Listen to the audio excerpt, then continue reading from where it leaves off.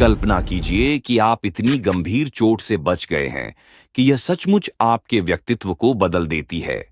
यह फिनीज गेज की कहानी है, एक ऐसे व्यक्ति की जिसकी 1948 में हुई दुर्घटना ने मानव मस्तिष्क के बारे में अभूतपूर्व अंतर्दृष्टि प्रदान की।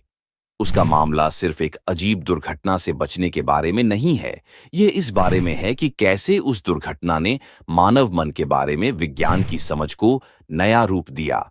फिनीस गेज कैवेंडिश वर्मोंट में एक रेल मार्ग निर्माण परियोजना के लिए एक फोरमैन था। 13 सितंबर 1948 को गेज रेल मार्ग के लिए चट्टान को साफ करने के लिए विस्फोटक चार्ज की नियुक्ति की निगरानी कर रहा था। उसने एक उपकरण का इस्तेमाल किया जिसे टैंपिंग आयरन के रूप में जाना जाता है, एक भारी नुकीली छड़ जिसका उपयोग वह विस्फोटक पाउडर को छेद में कसकर पैक करने के लिए करता था और फिर उसे विस्फोटित कर देता था। लेकिन उस दुर्भाग्यपूर्ण दिन कुछ बहुत ही भयानक रूप से गलत हो गया। जैसे ही गेज ने टैंपिंग आयरन को छेद में मारा, पाउडर समय से पहले प्रज्वलित हो गया, जिससे विस्फोट हो गया। टैंपिंग आयरन अविश्वसनीय बल के साथ ऊपर उठा, गेज के बाएं गाल के नीचे खोपड़ी में घुस गया और उसके सिर के ऊपर से बाहर निकल गया। सिर।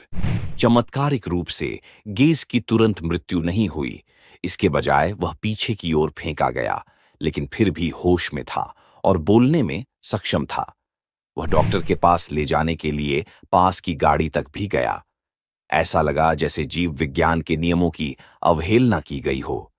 स्थानीय चिकित्सक जॉन मार्टिन हार्लो ही गेज के घावों का इलाज करने वाले थे। जब हार्लो ने चोट की जांच की तो उन्हें जो कुछ भी दिखाई दिया उस पर उन्हें विश्वास नहीं हुआ। टैंपिंग आयरन गेज के मस्तिष्क के बाएं हिस्से से होकर गुजरा था, जिससे उसका ललाट खंड फट गया था। चोट जानलेवा होनी चाहिए थी, फिर भी गेज न केवल जीवित था बल्कि उसके महत्वपूर्ण संकेत स्थिर थे। अविश्वसनीय रूप से गेज दुर्घटना में बच गया, लेकिन डॉक्टर आश्चर्यचकित रह गए। शारीरिक आघात से उसका ठीक होना चमत्कार से कम नहीं था। समय के साथ गेज ने दिखाया कि उसका शरीर ठीक हो सकता है, लेकिन उसके दिमाग का क्या? जैसे जैसे गेज ठीक होने लगा, कुछ चौंकाने वाली बातें सामने आने लगीं। दुर्घटना से पहले उसे जानने वाले उसके परिवार, दोस्त और सहकर्मी उसके व्यवहार में भारी बदलाव देखने लगे। फिनीस गेज, जो कभी एक शिष्ट, जिम्मेदार और विश्वसनीय फोरमैन था, अब एक बिल्कुल अलग व्यक्तित्व प्रदर्शित करता था। वह आवेगशील, अनिश्चित और हिंसक विस्फोटों का शिकार हो गया।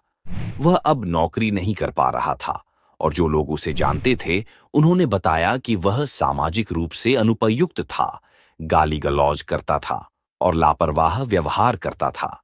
हालांकि उसकी याददाश्त और वाणी पर बहुत हद तक कोई असर नहीं पड़ा था, लेकिन यह स्पष्ट था कि चोट ने उसके व्यक्तित्व में गहरा बदलाव किया था। यह पहला महत्वपूर्ण सबूत था कि मस्तिष्क, विशेष रूप से ललाट लोभ, व्यक्तित्व, निर्णय लेने और भावनात्मक विनियमन जैसे लक्षणों के लिए जिम्मेदार था।